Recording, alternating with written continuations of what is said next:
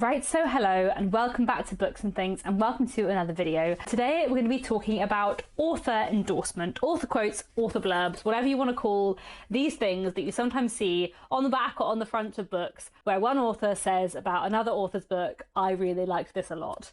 That was a very long intro, but that's what we're going to be talking about today.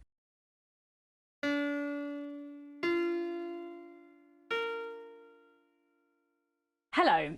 Before anything else, in case you're new here, hi, my name is Katie. I'm an editor and also an author. More on that in a second. And I hope this will be an interesting video. It's going to be quite long.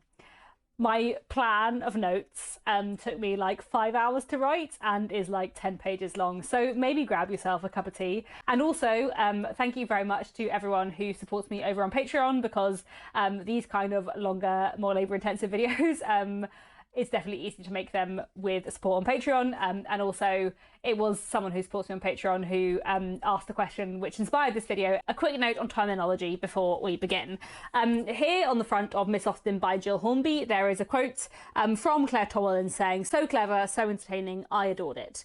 I would call this a quote or an endorsement, but I'm pretty sure that if you're American, you would call it a blurb. Basically, traditionally in the UK, these have been called quotes or endorsements, and blurbs in the US. And I'm pretty sure what I would call a blurb, if you're in the US, I think you would call a summary. I think that's right. Forgive me if I'm wrong. However, over the last few years, I have noticed a change in the UK publishing industry where I do sometimes hear other people, especially other authors, call these blurbs. Over the last couple of weeks, I've done a few posts in the kind of community section on YouTube asking about what people think of these author quotes, whether they trust them, whether they make a difference in terms of whether or not they buy a book. And I thought this was all really interesting. I'll put up on the screen the results of the poll I put up, but 26% of people said that they never bother reading these kinds of author quotes. 40% of people said they do read them, but they don't impact whether or not they buy a book. 28% of people said that, you know, good quotes from authors they like would make them more likely to try the book, and 6% of people said that it depended. But a lot of people in the comments were very skeptical about author quotes, about how they were used, and you know, why authors give them. And actually, I feel like a lot of people are much more skeptical about author quotes than they need to be. So I thought I would talk about them today, and try and like push back on a few false assumptions, and explain kind of how publishers gather these quotes, why authors give them, what publishers use them for, and that kind of thing. I'm hoping I'm quite a useful person to make this video because I'm an author, you know, I write historical fiction. Here is a novel I wrote. I have got quotes on the back from other authors, and also I do get sent books for quotation, for endorsement, from other publishers, but also I'm an editor. So I now work freelance, but previously I have worked in-house at a couple of different publishing houses, and I worked in editorial in-house, and I spent many, many hours of my career sending out proof copies to try and get author quotes in. So I've seen this process from both sides, which hopefully means I have some useful insights to give. I will say that I've only worked in the publishing industry in the UK, and like the majority of quotes on my work have come from UK authors. I'm chiefly asked to quote on books by other UK authors, so this video will probably be very UK industry focused. It might be that the whole system for getting quotes works very, very differently in the US. Interestingly, when I was posting about this stuff in the community section, someone mentioned to me an article that had recently been published in The Guardian in the UK saying that Simon & Schuster in the US had released a statement. So the head of this imprint at Simon & Schuster said this: "While there has never been a formal mandatory policy in the 8 years I've been with the Simon & Schuster imprint, it has been tacitly expected that authors, with the help of their agents and editors, do everything in their power to obtain blurbs to use on their book cover and in promotional material." And I found this fascinating as a UK editor because in the UK, to my experience and knowledge, it is not the author's responsibility to obtain quotes, it is the editor's. The author is often useful in this process if they have connections with other authors, people who they know who might read their book, but like in the UK, the onus is on the editor and the publishing house, not on the author, to get quotes in.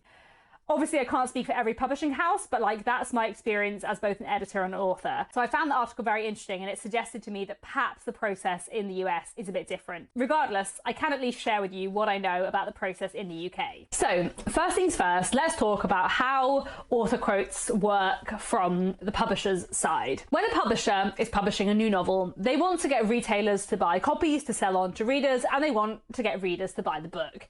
We'll talk about this more in a minute, but one thing often done as part of the campaign around a novel is to try and gather endorsements or quotes from other authors. In the run-up to publication, when the text of a novel is ready, publishers often produce these. Again, we have a terminology issue here. I would call this a proof, but depending on what company you work for or where in the world you are, you might call this a book proof, a galley, or an arc. Put simply, this is a copy of the book that, with its nearly final text, it's often pre-proofread, that is used for like publicity and marketing, but it's not to be sold on. And you can see the difference between it and the finished book here. This is the proof copy of my second novel. This is the finished hardback. These obviously have the same cover, but sometimes proof copies don't have the same cover. So I also have here a proof of The Beholders. Its final cover looks very different. Most proof copies will have a little notice in the front of them, like the one I have in mine here, which says free proof copy, not for resale. This is an uncorrected book proof made available in confidence to selected persons for specific review purpose and is not for sale or other distribution. So proof copies are there for marketing, they're not meant to be sold. Not all books have physical proofs. Some books do not get any kinds of proofs if it's not part of the marketing or PR strategy. Some books only get digital proofs, which basically just means there is a PDF of the text at its nearly final stage, probably with a cover as the first page of the PDF, and that is used in a similar way to book proofs. Whether or not a novel has bound proofs, that's the other word, bound proof. Sometimes I would call this a bound proof. Whether or not a novel gets physical proofs, book proofs, galleys, whatever you want to call them, depends on lots of things. Sometimes it's just about the publication strategy. Sometimes it's about scheduling, how much time there is between the text being ready and the novel needing to go to print. Sometimes it's about budget. In general, I would say you are more likely to get a physical proof for a debut novel where there is like more need to build an author's name. You're more likely to get physical proofs for a more literary novel where like what people say about the book is more a significant part of the marketing strategy. And if you're an author who is relatively late on in your career and you publish a lot of novels, you're less likely to have proofs, because if an author is publishing a novel a year and they're on like novel 10, one, they're probably already established enough that they don't necessarily need proofs to like spread the word, but also there's not necessarily the time or the budget to make a proof for every single novel. It really varies a lot. But one reason why there's often a big gap between like a novel, especially a debut novel, being announced and it being published is to give publishers time to produce and distribute proofs and spread the word about a novel. So how proofs are used can vary a lot from publisher to publisher and book to book, as can how many proofs are produced.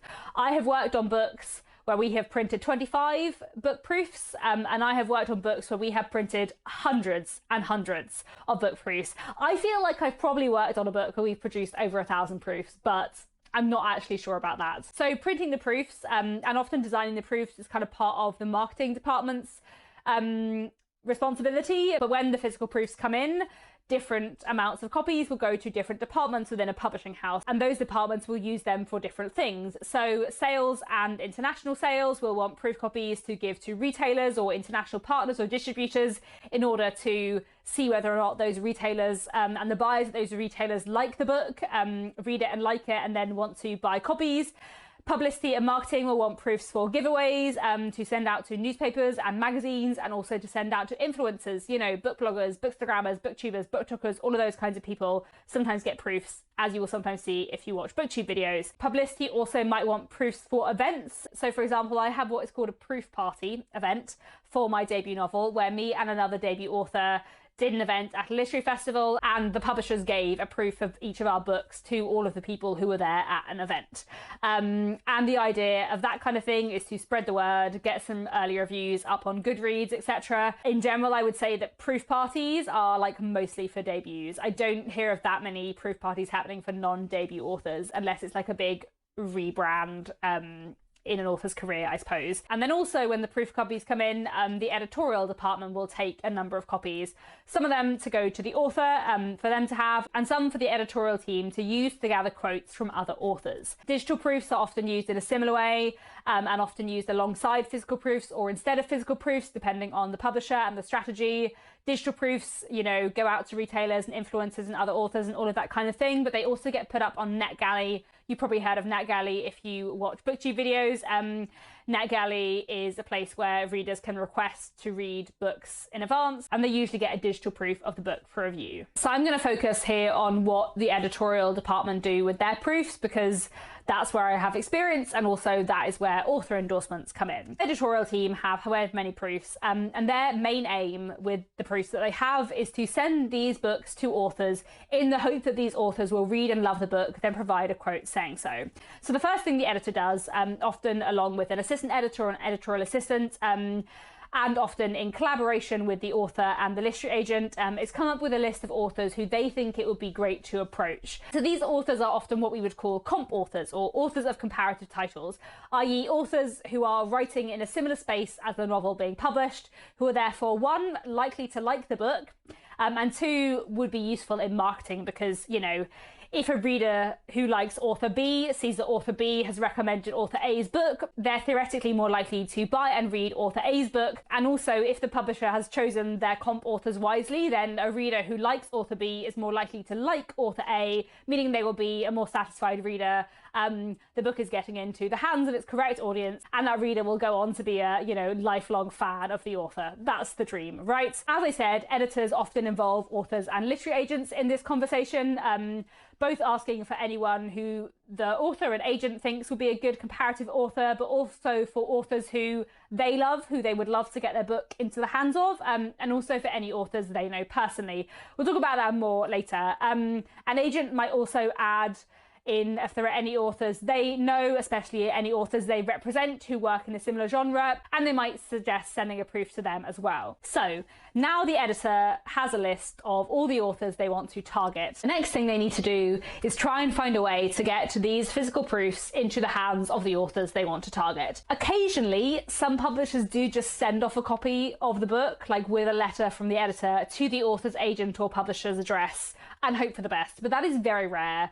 We basically all know in the publishing industry that if you do that, there's a pretty decent chance that the book will never reach the author, or that it will reach the author, but the author doesn't really want it, so they're a bit annoyed that you send it to them. Most publishers, to my knowledge and experience from both sides, don't send unsolicited proofs to authors. Usually what happens is that the editor finds a way to ask the author if they want a copy of this book, if they'd like to read it. Obviously, most authors don't just have their contact details online, but usually in the UK at least, you can find literary agents' contact details online. So when the publisher wants to reach out to comparative authors to ask them if they'd like a proof, sometimes that might be done directly if the author themselves knows the other author and can just ask them, or if it's an author published by the same imprint, then they're easy to contact. Or maybe you as an editor have a friend or a former colleague who publishes that author, and you might be able to ask your friend if they could ask their author if they might like a copy of the book. Those things will happen, but like the most common approach by far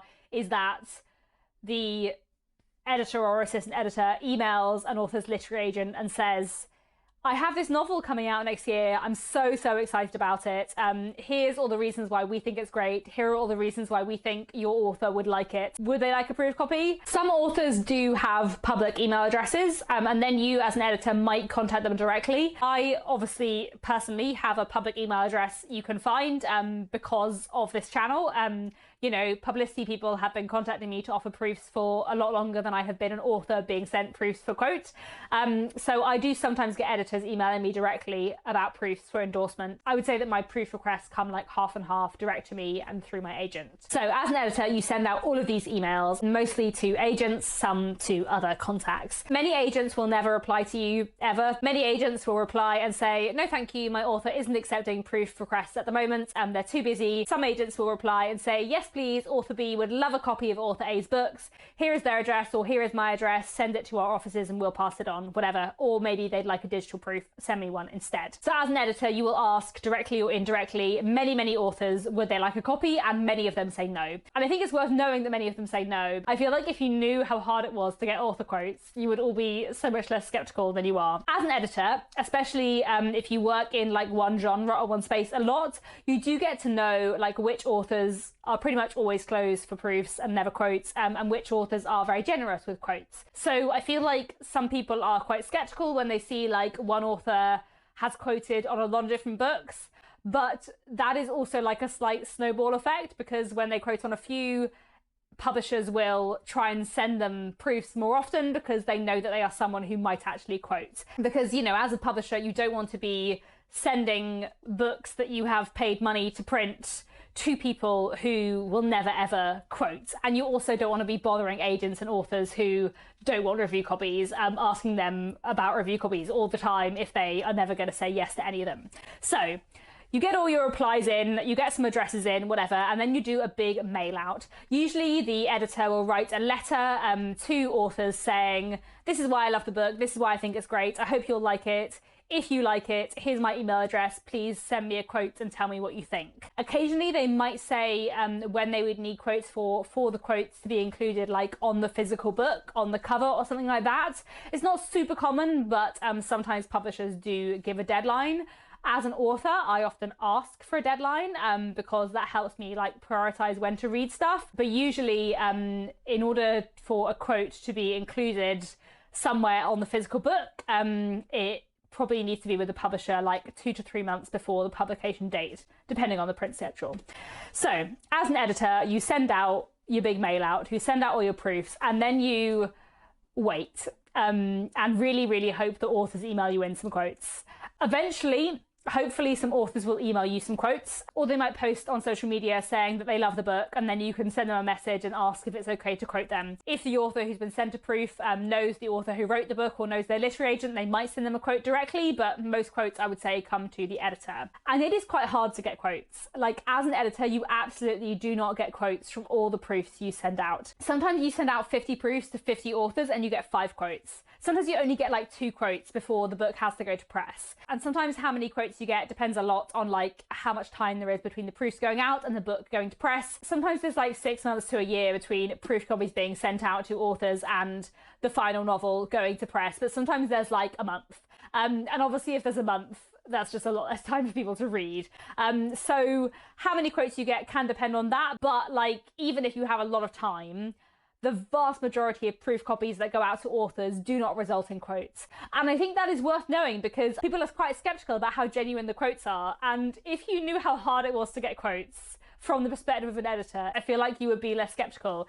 If you knew how stressful it is as an editor, as the to press date ticks closer on a book that you think is wonderful and you love with all your heart and you don't have any quotes, like if you knew that bit of the process from the other side, you would be less skeptical. As an editor, you send out a proof copy to all of these authors, and you don't know whether the authors who don't quote because they didn't like the book, don't quote because they didn't get around to reading the book, or don't quote because they read the book, really enjoyed it, but lost the letter you sent them with your email address and just haven't found a way to contact you.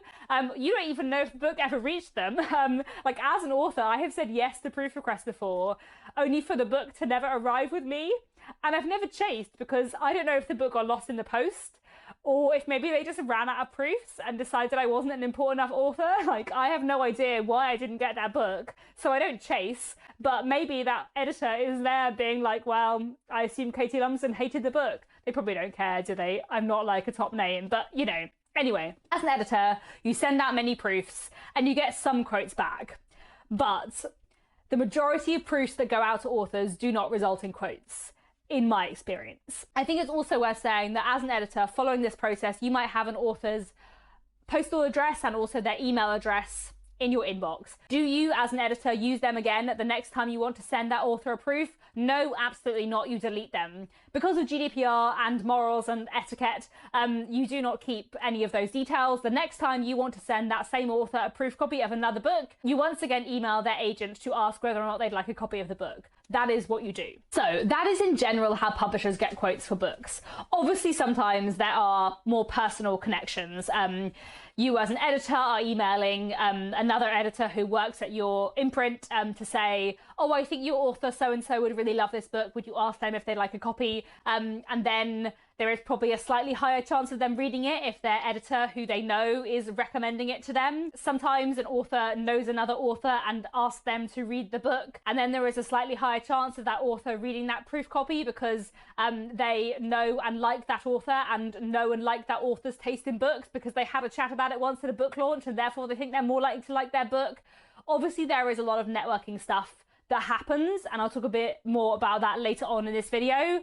But I would say that in my experience, the majority of quotes come from an editor emailing an agent and saying, do you think your author would like a copy of this book?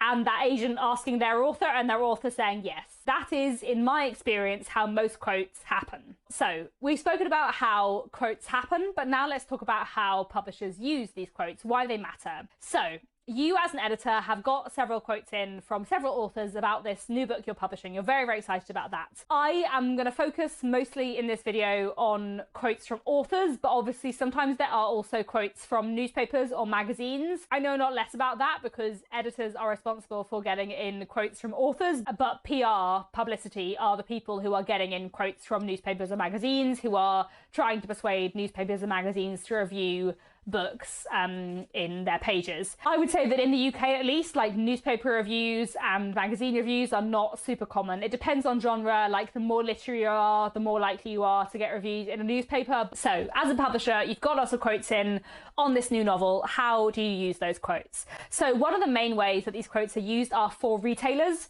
Publishers will send or show quotes to retailers, booksellers and supermarkets, whoever, that they are trying to persuade to buy lots of copies of this book and sell them on to their customers. They will show these quotes to retailers to say, look, there's a lot of buzz around this book. It's received praise. People are excited about it. People, when they read it, love it. Here is some proof. Here are some other authors who love it. This author has been successful for you. Don't you trust their judgment? That is one way behind the scenes that publishers use quotes. But another way they use them is like on the book itself. Holding up Miss Austen again, we've got a quote on the front here. We've also got some quotes on the back. That's in a hardback version, but you will often see quotes on a paperback version as well. So here is The Little Stranger by Sarah Waters. No quote on the front because Sarah Waters, she doesn't need them, but there are several quotes on the back from well-known authors. You will also sometimes see quotes from various authors within the front matter of the books, within the prelims, on paperbacks or hardbacks. And you will sometimes also see quotes about a particular book used in future books by that author. So here's The Dance Tree by Kieran Millward Hargrave, and I assume they had a relatively tight schedule for producing this book because on the front we have a quote that presumably is about the dance tree itself. But on the back, there is this little section that says praise for the Mercies. And here we've got several quotes which are about Kieran Millward Hargrave's previous novel, The Mercies. So her quotes from The Mercies have been used to promote her second book, presumably because they didn't have as much time for this book to send lots of proofs out and gather lots of quotes. Having author quotes on book covers or elsewhere within novels serves quite a lot of different functions.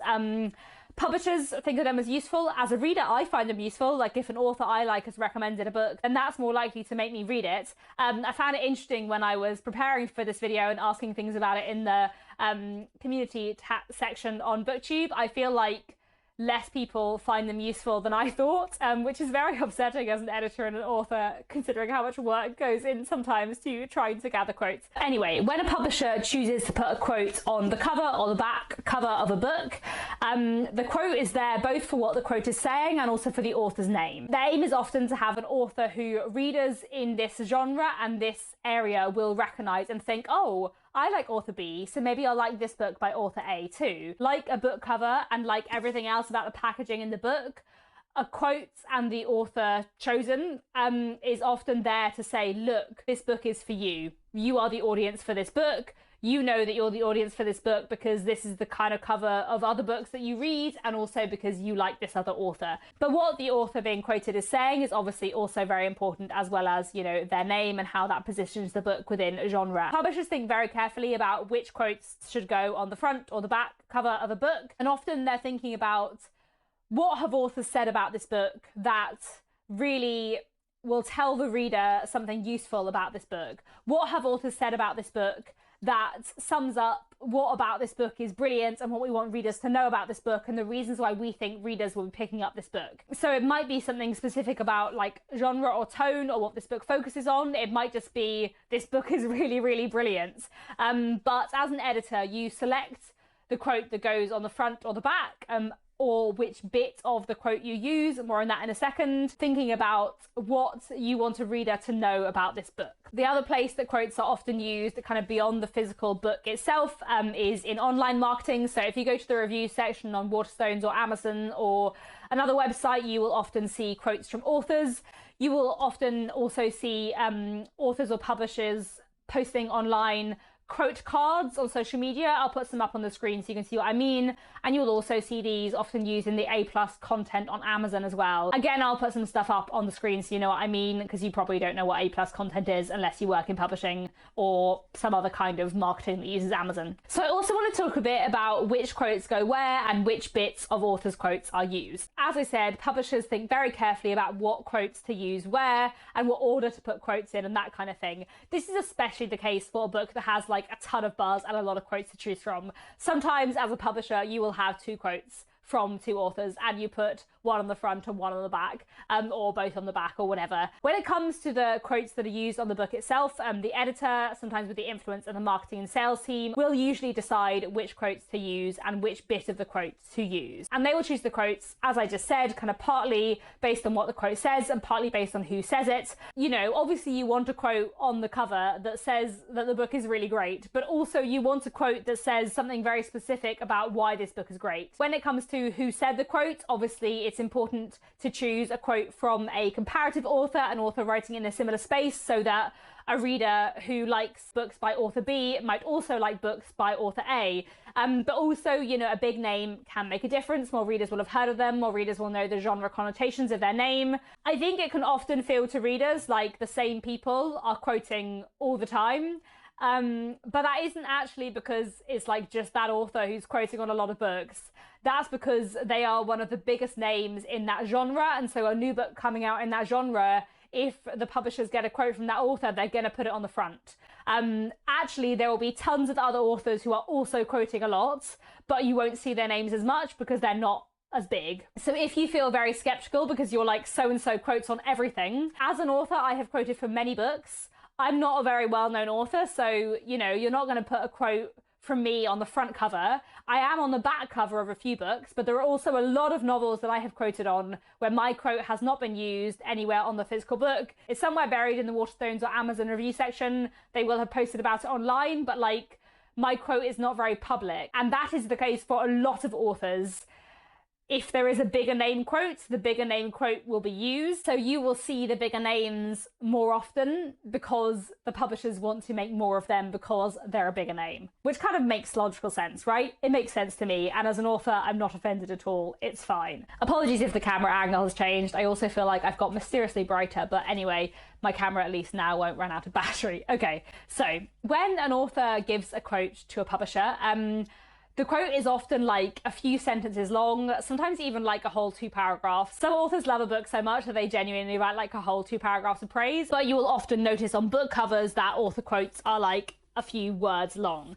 So the editor of the novel that has been quoted on will be the one who chooses which bit of a quote to use. They will choose a bit of the quote that they feel tells the reader the most about the book, or they might choose different bits of different authors' quotes to try and sum up the feel of the whole book. You know, you don't want 4 quotes on the back of a novel that all say this book is gothic and brilliant. You want one quote that says this book is gothic and that's why it's brilliant. You want one quote that says the characterization is great and that's why it's brilliant. You want different quotes that give a kind of fuller picture of why this book is great. So editors will take a small section of a longer quote and put it on the cover or the back cover or whatever, but they will not change the quotes, they won't rewrite it, and they won't take it out of context in a way that changes the meaning of something. Someone asked me in the community post whether, you know, if someone is quoted as saying a book is incredible, did they actually say it could have been incredible but it wasn't? And the answer to that is definitely no. When it comes to author quotes, I have no idea with newspaper quotes, but I wouldn't imagine that happens very often either. But as an editor, you wouldn't take an author's words out of context. One, because you are very much not in the business of irritating authors, and they would be irritated. Like, as an editor, it is really high on your priority list to not annoy any authors. You know, part of your career depends on authors liking you. And secondly, author quotes aren't negative. An author would not send to an editor at a publishing house a quote that says it could have been incredible, but it wasn't. Because you just wouldn't send the quote. If you, as an author, read a proof of a book and you don't like it, you just don't say anything. You don't send the publishing house a terrible quote saying that you hated it, because there's no point in doing that. What would the publisher do with that quote? Nothing. If an author receives a proof copy and they don't like it, they just stay silent. That is the kind of general etiquette. I suppose an author might then post on social media about how they hated the book. I don't think that happens very often. I've never seen it, but I'm sure it happens sometimes. But the publisher would have no reason to quote from that. They would just be annoying this author. If they're a big enough name author that having their name attached to a out of context quote would be like commercially helpful, then they're a big enough name author to be vocally cross at you and affect the publishing houses and the editor's reputation. Or if they're a small name author whose anger isn't going to affect you, then having a quote from them probably doesn't make enough of a difference to your book's campaign. I can imagine that it is more likely for a newspaper or magazine quote or review to be taken out of context, because a newspaper review is often longer and more mixed, I suppose. But I don't think that happens very often. I feel like there was an incident where that happened in the last couple of years, where a newspaper reviewer's words were taken out of context and quoted on a book, suggesting something they didn't think, and there was a massive storm about it online, which I think tells you how rarely that occurs.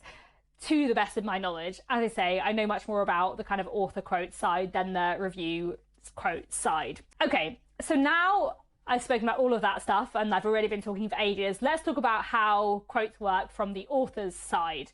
Obviously, there are two authors involved in a quote process, the author whose book is being commented on and the author who is commenting. But let's talk mainly about the author who is commenting, the author who is giving the quote. So from the perspective of the author, what happens is this. You get an email, probably via your literary agent, maybe from your editor, maybe to you directly, if you have an email address out there like I do, or maybe you get a message from an author friend. We'll talk about this more in a second, but you get an email saying, would you like a proof copy of this book? It's about X. We think you'll like it because of Y. Not all authors will get these emails. Obviously, the bigger name and author you are, the more editors at different publishing houses know you, the more you will get these emails.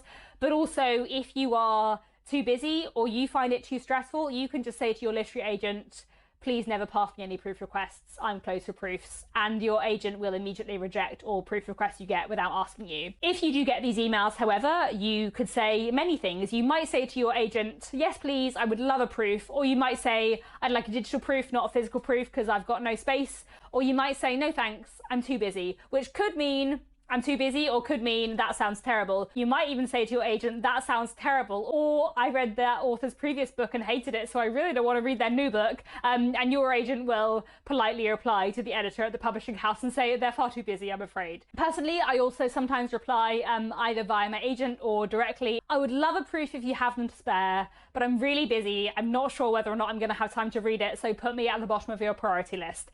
I do that a lot, basically because sometimes I get a proof request for a book that I think sounds great and I really want to read it, but I know I'm not realistically gonna find time to read it before it publishes. So then I have taken the pressure off myself and taken the pressure off the publishers and said, like, I would love a proof, but put me right down at the bottom of your priority list. And then they know that if they have a limited amount of proofs or budget or whatever, that they don't have to hurry to get me a proof if there are other people they think are more likely to quote. I would say that as an author, I accept less than half of the proof requests that I get. Probably not that much less than half, but definitely less than half. I probably get more proof requests than a typical author of my level because I have a public email address, so I'm just easier to contact. And I also do get some requests for my booktube channel as well. Like I sometimes get proof offers from an editor at a publishing house who wants me to quote, or I sometimes get a proof offer from a PR person or a marketing person at a publishing house who wants me to review the book on my channel. If you're a really big name author, I'm sure you get many more requests, and you probably say no to a bigger proportion of them. And I'm sure there are also a lot of big name authors who just say to their agents, I'm too busy, please refuse all of the requests. I would say that the main reason whether or not I accept a proof, and I'm sure this is true for a lot of authors, is just, does this sound like a book I would enjoy? Is it maybe a book I've already heard of and I'm excited for anyway? If it sounds like a book I would enjoy, I'm obviously much more likely to accept a proof copy. If it doesn't sound like my kind of thing, I will just say no. I also often think about like how big is my TBR right now, especially in terms of how many unread proofs I already have on my shelf. If I already have like 5 proof copies from publishers that I haven't read yet, I'm probably not going to accept another one. I would also say that I am more likely to accept proofs of debut novels than later career novels, partly because I think I'm much more likely to be of use to debut authors. Like, I'm not a big name, I'm not really very helpful to a really established author in terms of an author quote, but if it's a new debut author trying to make their way in the same area of historical fiction as me, then I might be more useful. I am also more likely to accept proof copies from my own publishers, by which I mean the specific imprint who published me, Penguin Michael Joseph, not Penguin Random House more broadly. And that is not because I feel any pressure at all, which I think people would imagine it would be, which I'll talk about a bit more later. But seriously, I never feel any pressure to accept any proof copies from my publishers. It's more that there is a sense as a writer of community with the other authors in your imprint. You have something in common, you're being published by the same people, that's fun. You do want to support other authors in your like local community. That is kind of how it feels, I think. Also, if an author is being edited by the same editor as me, then I'm probably going to like their book because my editor likes my book, and we probably share similar literary taste. And therefore, I'm probably going to like the other books that they like. I would also say that my imprint are the only publisher that I am likely to request proof copies from. As I said, usually how things work is a publisher approaches an author and asks them if they want a proof copy. But if my publisher, my imprint, has a novel coming out that I really want to read, that I think sounds great, that I've heard about somewhere, then I can just email my editor and ask for a proof copy. And you can't do that in the same way for other books and other imprints, partly because you don't have the contact details of other authors' editors, but also it would be a lot more awkward if you asked for a proof copy from an editor that you didn't know and then you hated the book or you never got around to reading it. Whereas if it's just your editor who you know, who you like, who you get on with, then it's fine to just say, oh, would I be able to have a proof copy of that? And if you never read it, you never read it, no one minds. There is also another imprint that I am extra likely to accept proofs from, and that is Manila Press. I used to work at that imprint, and one of my former bosses has like very, very similar book taste to me. And I basically know that if she's the editor of a book, there's like a 95% chance I will absolutely love that book. So I accept more proof copies from Manila Press than other publishers. I have no idea whether other authors who don't work in publishing have like imprints or editors that they know they like the taste of. Maybe not. That might just be because I've worked in the publishing industry, but I do know that I am more likely to accept a proof copy from that publisher, not because I used to work there and therefore feel like committed or pressured or anything like that, but because I know there is one editor there who has very similar book taste to me. Then finally, one other thing that would make me more likely to accept a proof copy is if I know the author personally. I will talk about that more later on in the video. So, as an author, you have said, yes, please, I would like this book, and you get sent a copy. It arrives with you along with a letter from the editor. Maybe you manage to read the book before it's sent to press. Maybe you don't. Say you read it and you love it, great. You can send a quote to the editor saying all the things that you loved about it. Maybe you'll also post about it on social media too. You don't have to. I wouldn't say there's an expectation that you'll do this, but you know, it's more common than it would have been 10 years ago. If I'm quoting on a book, I will probably also try and post about it on social media, because if I'm reading a book and quoting on it, it means I loved it. So I also want to talk about it on Instagram and Blue Sky and YouTube. Then again, maybe as an author, you start reading this proof copy and you really don't like it. You might even hate it. What do? You do nothing. You don't quote, you quietly let it pass by, and that's fine. No one expects you to quote. It's highly unlikely that anyone at the publishers is going to chase you. I have been chased once ever, and I was very, very surprised. In general, that is not the done thing. As I said, as an editor, you send out lots of proofs, and the vast majority of them do not result in quotes. If you don't like the book, you don't like it, you just don't say anything. I would say that if I'm sent a book to quote on and I don't like it, I usually just DNF it. Like, I DNF much earlier and more freely with books I've been sent to quote on as an author. Partly, I suppose, because I haven't spent money on them, so I don't feel the need to persevere, and partly also because it feels a bit more mean-spirited to do a negative review on BookTube of a book that I was sent as an author than on one I was just randomly picked up. Especially because the majority of books I get sent for review are by debut authors, because, you know, I'm not like a massive name or anything. And when I say it feels more mean-spirited, I definitely feel there is a difference being an author reviewing other authors to being a booktuber reviewing other authors. Like, it is completely acceptable for anyone on BookTube to do a negative review of any book they read, whether or not they were sent a review copy from the publisher. But if you, as an author, have been sent a review copy to quote on if you like it, it feels a bit mean to, like, shout down someone who probably writes in the same area as you, who is a competitor of yours. It's just a bit different to, like, critique your peers. Then it feels a bit less like someone on BookTube saying they don't like a book, and a bit more like someone on BookTube saying they hate another BookTuber's videos, which I feel like most people just wouldn't do, because that would be really mean. If I, as an author, am sent a book to quote on and I don't like it, I usually DNF it and don't review it on my BookTube channel. Obviously, most authors do not have that concern, because most authors do not review nearly every single thing they read on a YouTube channel. Personally, if I get sent a book for review and I don't like it, I usually just give up, and if I finish it, I won't talk about it on here. Then I also wanted to talk a bit about, like, when or why I quote on a book. So, you know, I've accepted a proof copy of a book, that I read it. Whether or not I quote on it is a different matter.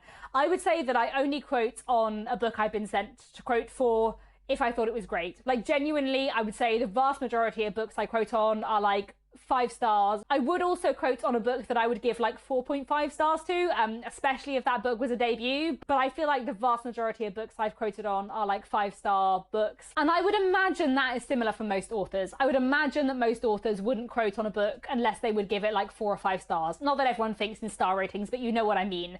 I just don't think that authors would quote on a book that they don't think is really good, because the fact of the matter is that if you quote on another author's book, yes, that's affecting their brand, but it's also affecting yours. As an author, you do not want your name and endorsement on a book that you don't think is any good. Of course you don't, because you also have your own, like, reputation and brand to protect and so on. So I know people are quite skeptical about author quotes, but I genuinely don't think most authors would give a positive quote on a book unless they would, like, consider it 4 or 5 stars, unless they would rate it really, really highly. Do I think that some authors give quotes that sound like 5-star reviews when actually, if they thought about it really critically, they would probably give the book a 4-star review? Probably, yes. But I don't think authors are going around quoting, saying that they absolutely loved books that they would have rated 3 or 2 stars. I just don't think they are. So I think this kind of leads me on to talking about some of the, like, questions that I had in the community posts, and some of the sort of, like, concerns and skepticism around endorsements that I wanted to address. So some of the questions I had were along the lines of, like, are these quotes disingenuous? Have the authors actually read the books? To which I would say, the people who write books are usually the people who love to read books too. Like, most people who write are also avid readers, because the reason why you write novels is because you love novels, right? Like, nearly always that is the reason why you write novels, because you love books, because you love novels. And people who write novels often love to read the same kinds of books that they love to write. So if a publisher targets an author thinking they'll be a good comparative author, there's already, like, a pretty high chance that they're going to get on with the book, because they've been specifically targeted because they write in a similar area, and that is probably also an area they read in, because, you know, as an author, you do tend to write in an area that you love to read in. Authors love books and do want to talk about the books that they love. And in terms of whether authors have actually read the books, to the best of my informed knowledge, the authors have always actually read the books. For one, as I say, because authors love to read, but also because as I said, it could affect your brand. You don't want your name on something that you haven't read, because what if it's terrible? What if it's offensive? Of course you're going to read the book before you allow someone to put your name on it saying that you thought it was great. Also, as I said earlier, you as a reader looking at the front cover of a book, you probably only see like 3 or 4 words of a quote, and the quote says like brilliant and surprising, and you think, well, they could have said that about anything. But as an editor, I have often seen the 2 paragraphs that the authors send talking about everything they loved in a book. And I can tell you from reading those paragraphs, those authors must have read those novels. They wouldn't have been able to write that quote and say all those things unless they had read the novel. It's too specific. I am sure somewhere out there is an author who has quoted halfway through, if they've, read 3 of the author's previous books and they know they love them, but they haven't quite got to the end before the novel has to go to press. I'm sure that happens, but I don't think it's that common, nor are the publishers making up quotes for their authors or anything like that. To be fully honest with you, if the quotes weren't genuine, if the authors weren't reading these books and then writing the quotes based on what they thought of the books, it would be much easier to get quotes. If the authors were just making up quotes because they thought it was good for their networking, then you would get quotes for nearly all of the 50 proofs you sent out, not for 5 of them. As an author and an editor who works in this industry and sees the stuff from the inside, I am not skeptical about author quotes on the fronts of books. If I see on the front of a book that an author has said they loved it, I assume they loved it. If it's a celebrity, maybe I'm a bit less certain. I wouldn't be surprised if sometimes celebrities' PAs write their quotes for them or something like that. I've no idea how it works with celebrities, but like authors, people who write books and love to read books, as a general rule, they have read and loved the books they say they have read and loved. Someone else asked me, like, is it all quid pro quo? Is it author A quotes on author B, so author B feels obliged to quote back? And I don't think it is. There are authors who I've quoted for who said no to proof copies of my book, and it wouldn't bother me at all. And vice versa, I'm sure. If you notice authors quoting on each other's books, a lot of that is to do with overlapping taste and genre. Like, if author A likes author B's books and they write in the same genre, the chance of author B also liking author A's books is quite high. And, I do think publishers are more likely to target authors who have received quotes from their authors, which is one of the reasons why you see authors quoting on each other's books. But I don't think there is any expectation when you quote that you'll get a quote back.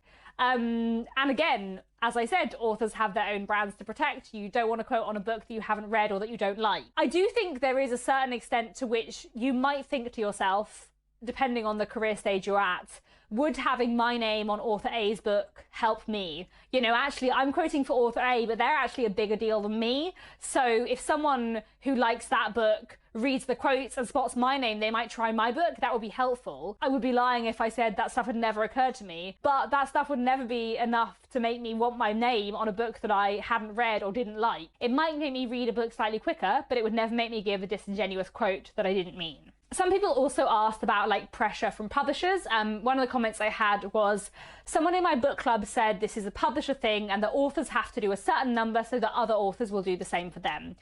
Genuinely, I have never had any pressure from my publishers or my agent to read or quote on particular books, and nor have I ever, as an editor, said to any author, you should quote on this because it will be a good connection to make. Which is not to say that authors aren't thinking about that anyway, without anyone saying it directly. There can be all kinds of different pressure, can't there? But I don't think there is that pressure, really.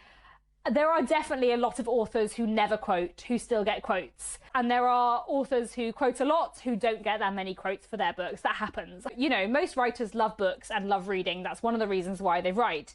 So they often are reading proofs because they want to, and they're quoting when they love a book. Some authors quote a lot, it's true, but if you were regularly offered all of the new release books in your favourite genre for free from publishers, wouldn't you accept them and read as many as possible? I think you probably would. I feel like if I was someone who didn't read a lot of classics, I would probably accept more proof copies. One of the reasons why I often say no to proof copies is because I always try and keep a balance between reading classics and reading contemporary stuff. And there's only so much space in my reading for brand new releases. But if you are someone who loves brand new releases, that's mostly what you read in one genre, and that is also the genre that you write in, then it kind of makes sense that you would quote a lot. Now, one thing I did want to say is that it is possible that other authors feel a lot more pressure than I do.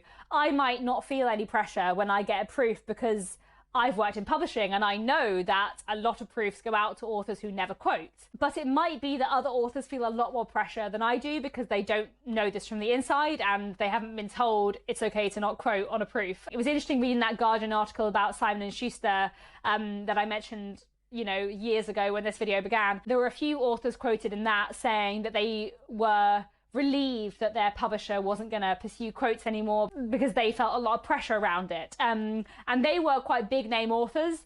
So maybe the big name authors feel more pressure because, you know, their name can make more of a difference. Or maybe other authors feel more pressure. I don't know. But I don't think publishers are putting tons of pressure on authors to quote or saying you must quote or you won't get any quotes. Like, I just don't really think that is happening. Someone also said, I do roll my eyes if I notice all the quotes are from an author from the same publisher as the book being quoted on. I wouldn't be super skeptical about that myself. I don't think that's because like all the authors at that publishing house feel obliged to read that book or because their editors made up quotes for them. There are a number of reasons why authors are more likely to quote on books from their own publishing imprint. Partly, as I said, I do think there is a sense of community amongst imprints, but also if your editor who knows you and knows your reading taste says to you, genuinely, I think you'll really like this book, you're more likely to read it faster. And if you don't like it, you're not going to quote, but if you do like it, you will give a quote. And editors don't do this for every book. Like, it's not like I get asked to quote on every single book that my imprint publishes, not at all. But sometimes my editor will say, I think you'll really like this, and I do. Also, publishing houses sometimes pair authors together for events, like authors working in similar genres, because they think your books work well together and appeal to the same audience. And if you have met an author doing an event with them in that way, then you probably are more likely to read their book. And because, you know, your publishers put you together for an event for a reason, you probably will like their book because you have something in common with their book. I would also say that if all the quotes are from the same publisher, that may be because the publisher didn't have time or budget to produce physical proofs, and it's a bit easier to ask your own authors to read digital proofs than other authors. Someone once asked me, do publishers pay authors for quotes? And no, they do not. I suppose they do give you a free book in the hope of getting a quote, but that is not paying. It's the same as when a booktuber gets a proof copy in the hope of them reviewing it, etc. You do not get paid. Scott from Gunpowder Fiction and Plot said, when I see praise for the author or their previous work instead of praise for the novel itself, I assume the novel is a flop. I found this really interesting because that is not the case at all. That means that the publisher did not have time in the schedule to produce proofs and get quotes in for this book. They were tight on time, and they had some great quotes about how much people love the author's previous book, so they used them instead. It's a scheduling time thing, much more than it is how well the book is doing thing, especially on a hardback. Someone asked me specifically about kind of my own experience in my two novels that I've had published, kind of how I gathered quotes for Hartwood Hall and Montgomery Hearst. The specific question was, did you rely only on writers you know personally? Did your publisher help, or were you lucky enough to have enough press exposure that you could pull quotes from reviews? So I didn't get much press exposure. I do have a couple, like this is the paperback of Hartwood Hall. There are quotes on the inside, and there is one from Women's Weekly and one from I think I got one from Heat on the back, but the majority of quotes like in this front page are from other authors. It's not super easy to get magazine and newspaper reviews, and they often come after the hardback has gone to press. So while I have some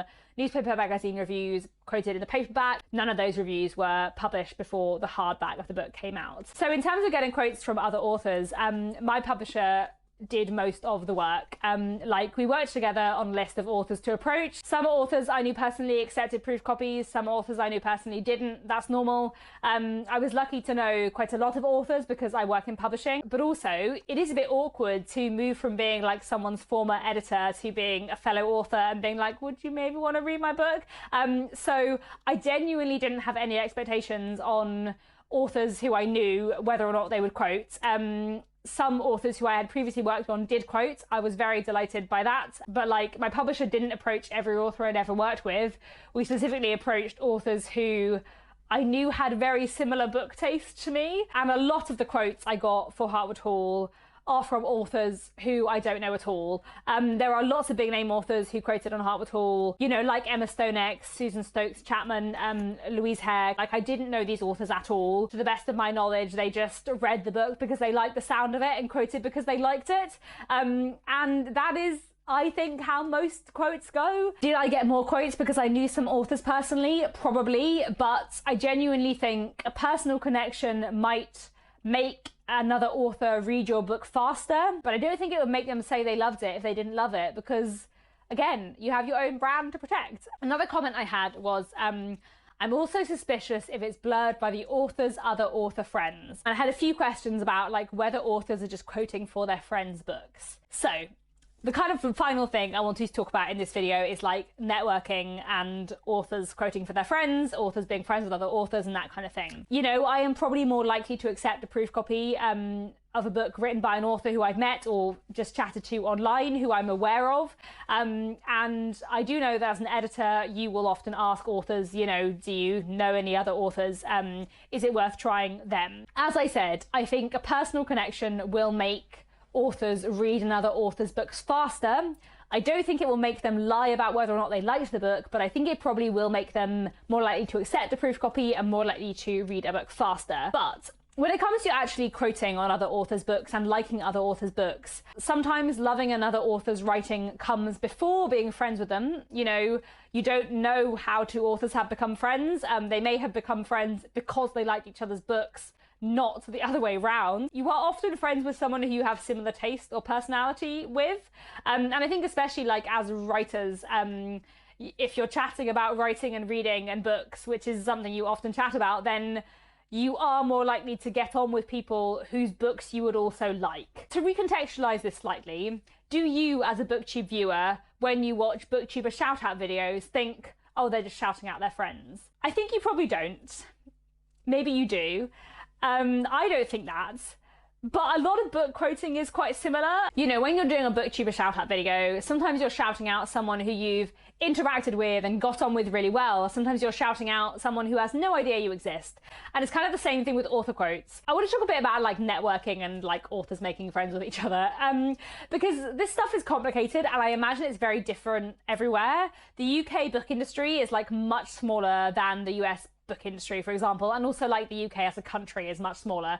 So I imagine things are very different. I am also lucky in a sense in that I live in London, and the UK publishing industry is very London focused, which is a problem and it shouldn't be. That's a story for another day. But that does mean that there are a lot of book events and book launches and all that kind of stuff in London, and London is a publishing and bookish hub for quite a large area in the UK. There are other hubs in different places in the UK, but London is a really big one. So in terms of how I know other authors, some authors I do know because I have worked on their books in the past. You know, I work in the publishing industry. Some authors I know because I did my creative writing masters with them years and years ago. Some authors I know because I met them at someone else's book launch, or I met them at some kind of publishing event, you know, a literary festival, or you know, sometimes I go along to the Historical Writers Association events. Some authors I know through social media. There are quite a lot of like groups of authors on social media. So when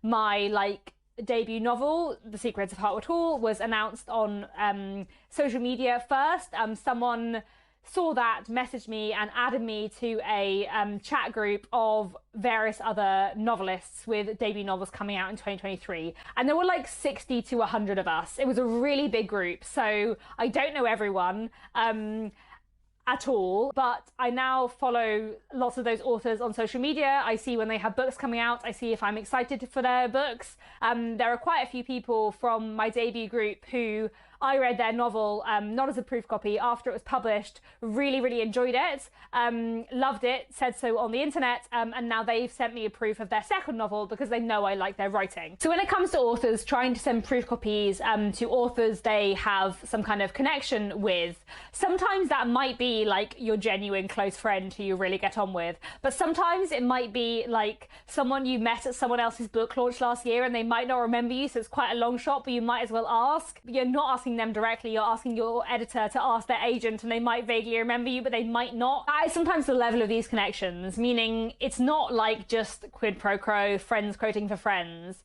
And it's not even people who owe you favors. It's just like, maybe if they met you and vaguely remember you, they might read your book faster, or they might consider it more. And the fact is that if you meet someone at a book launch and you get on with them really well, then you are likely to like their books, because as an author, you do in a way put a lot of yourself into your books. Not in terms of like stuff about your life. I think a lot of thought about that is nonsense. But like in terms of your personality and your interests. If I meet another author at a book launch and get on with them, I am probably likely to like their books, because the reasons why I get on with them as a person would be quite similar to the reasons why I like their books. Obviously, that's not always the case, but I do think that there would be a Venn diagram with lots of crossover for the reasons why authors like each other's books and the reasons why authors are friends. That doesn't mean that they're pretending to like their friends' books. That might just mean that they genuinely really like their friends' books because of all the things they have in common with their friends. And sometimes, as I said, the liking each other's books comes before the author friendships. Maybe you see someone at a book launch and you're like, oh my goodness, I read your book and I loved it, and then you have a chat with them. Like, that also happens. So for example, this is Miss Austen Investigates by Jessica Bull. Wonderful novel.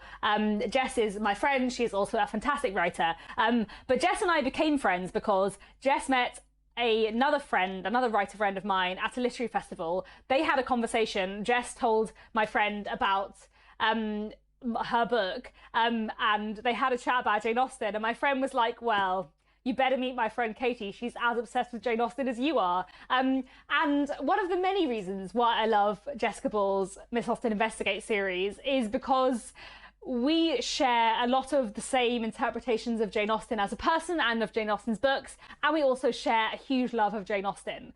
And those are also some of the reasons why we're friends. Like, those are also some of the reasons why we get on with each other. And I do think there are lots of those kinds of circumstances when authors are friends and also love each other's books because of the personality or interest things that they share. Does that make sense? I hope that makes you a bit less skeptical about authors quoting on each other's books or authors quoting on their author friends' books, because I do genuinely think that the authors who are quoting on their friends' books do also love those books. And obviously, like, you probably do go into reading a friend's books with a bit of unconscious bias towards liking it. That is probably true. But I also feel like sometimes you almost have the opposite, where you're like, I don't want to only like it because my friend wrote it, so I'm gonna be really objective about it. I don't know. I will also say that sometimes an author might be asking a friend, would you like a proof of my book? But also, as I said earlier, where, you know, I'm likely to ask my editor if I can have a proof of a new book that my imprint are publishing.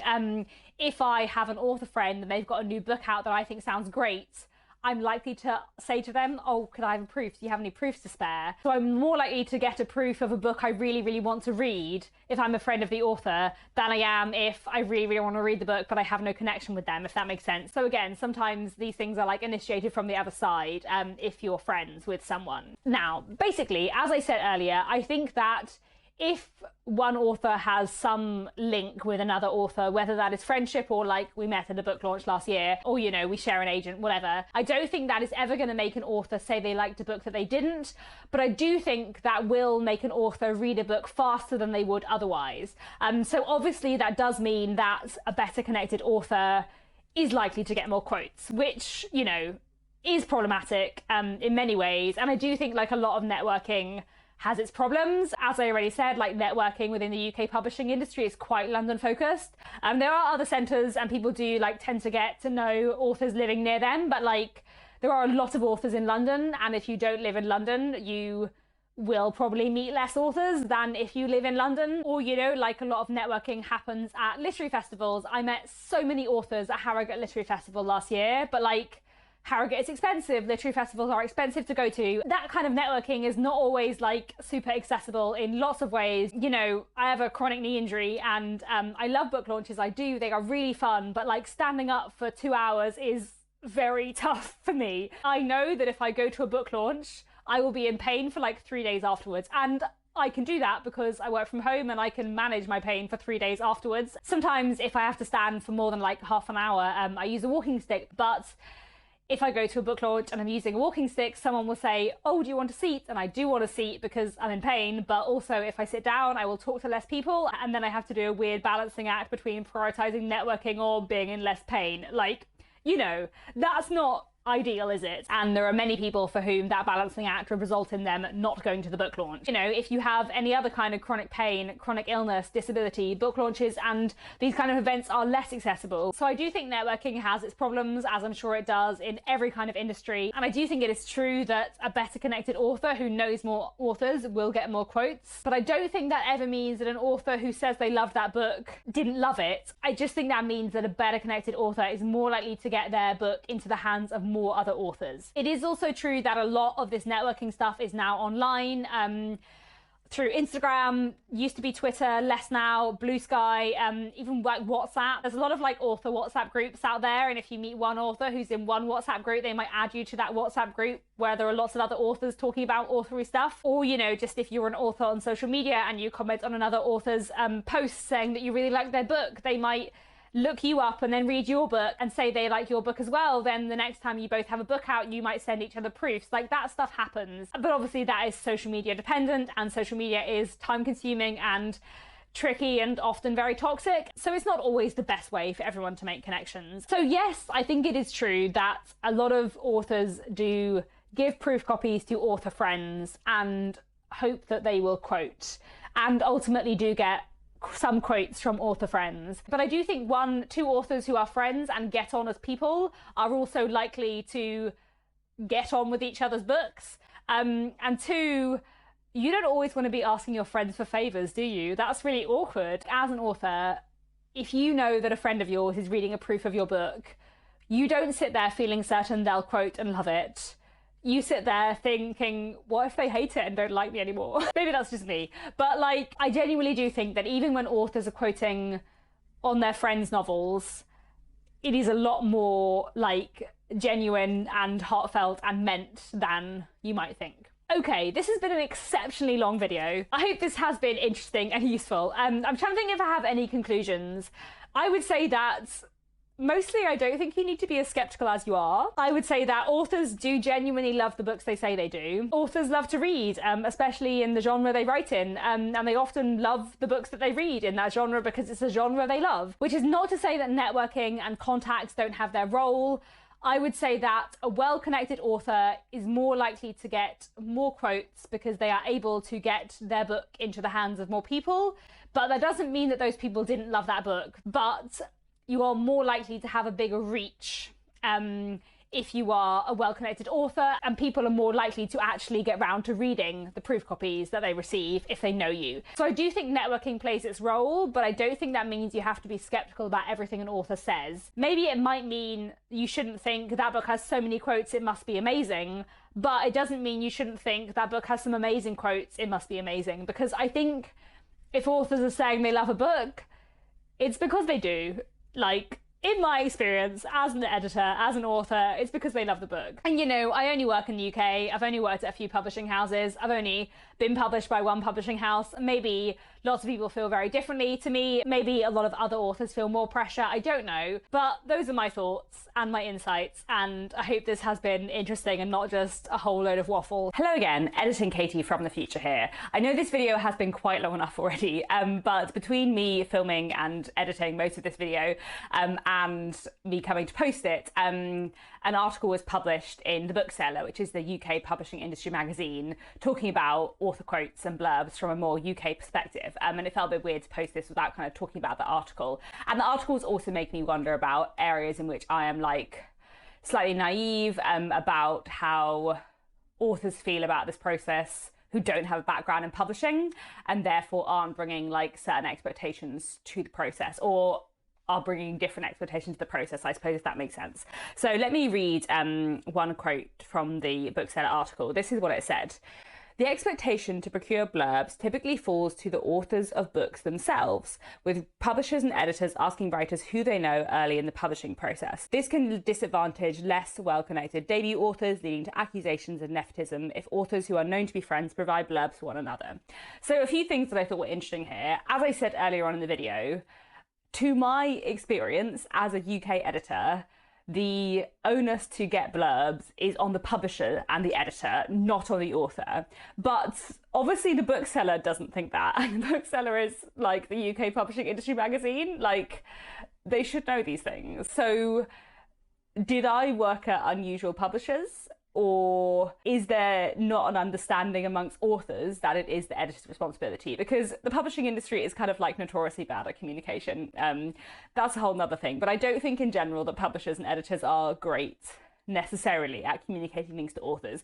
Partly because as an editor, like maybe like 80% of your list are established authors and 20% are debut authors. So you're kind of used to working with people who know stuff, and so when you work with a debut author, you kind of forget the things that they don't know, and as a debut author you don't know what you don't know, so it's hard to kind of ask the right questions. I wonder if authors feel it is their responsibility to get quotes in a way that I'm not sure most editors want them to think it is. You know, as an editor, I always felt it was my responsibility to get quotes. As a more junior editor, I always felt it was the responsibility of me and my senior colleagues. Like, I never felt that it was the author's responsibility to get quotes, though sometimes their connections might help.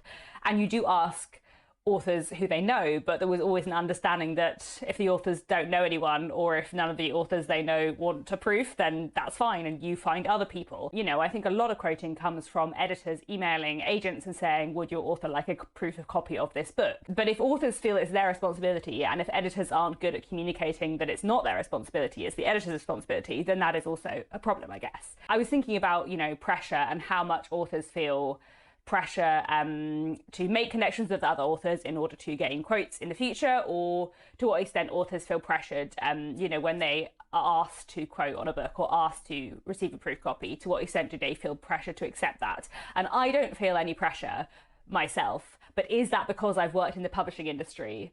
And so I know that most proofs don't result in quotes. Do I feel a lot less pressure because I've seen things from the other side? You know, there are a couple of authors in this bookseller article, Daisy Buchanan and Freya North, who were saying that they felt overwhelmed by the amount of proof requests they get. And Freya North said, there are two types of pressure on authors. One is the pressure we feel for our own work to go out and garner fantastic quotes, and the other pressure is feeling either obligated or even indebted to publishers. And it does sound like some authors, and I think especially kind of later on career authors, do feel pressure. And I do also think to a certain extent, like when you are writing your first few books and publishers are like, would you like a proof copy of this to quote? You're like, oh my goodness, that's so nice. I'm so flattered that they want to send me a book. How exciting. And maybe 5-10 years in, that feeling is all gone and you're not excited anymore. And there is more of a sense of pressure. I don't know. But it was kind of interesting to read the article and think about, you know, as I said, maybe I am naive about how much pressure authors feel because of my own background in the publishing industry. And I suppose the other thing which I was thinking about in the article, as I've been saying throughout this video, I don't think authors are saying they like books that they don't, because what would be the point? I think authors get proof copies that they like the sound of, and then they read them, and if they love them, they give a quote. But as I have also said in this video, it's quite hard to get quotes, and publishers, editors spend a lot of time trying to get quotes. And the question of whether or not the quotes are like genuine is one question, and I think the answer is the quotes are genuine. But I think the question of like whether or not publishers should be spending so much time trying to gather quotes and whether quotes should be such a focus of campaigns is, I think, a different question. And it is like a time-consuming thing. And as I said at the beginning of this video, when I looked at that poll I put out, if it's true that quotes make very little difference for a lot of readers, should we be spending so much time as an industry focusing on them? On the other hand, I do think they make a big difference to retailers. So therefore, you know, maybe the quotes are less for readers and more for retailers to a certain extent, in which case, again, another question. And also, as I think I did touch on in the main body of this video, I think networking does play a role. And I don't think that means that the quotes aren't genuine, but I do think it means that better connected authors will get more quotes. And then that is also, you know, a problem, isn't it? Especially because, as I said, you know, networking it's more accessible to some people than others. So yeah, I don't really know where I'm going with this. I basically feel like I made quite a video which I thought was like in some ways quite positive about like quoting, and then I read the article and I was like, maybe I'm just wrong. So I don't know. I hope this has still been a useful, interesting video. I don't really know where I'm going with the coda of this video. I just felt it was a bit weird to like post a video and not talk about the bookseller article, especially because, as I said, it does talk about pressure that I maybe underestimated. Yeah, this has been a very long, rambly video. I hope it has been interesting and useful, and I hope it's given you some kind of insights into the sort of publishing, writing world, especially in the UK.